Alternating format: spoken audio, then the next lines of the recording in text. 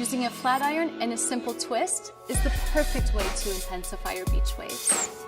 Start with a natural beach waves technique. Lightly mist a spray-a-porter.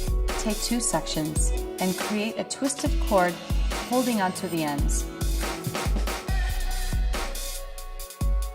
Using a flat iron, set the cord starting at the top.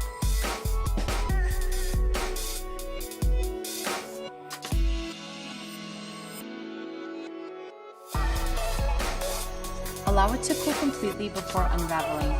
Repeat throughout.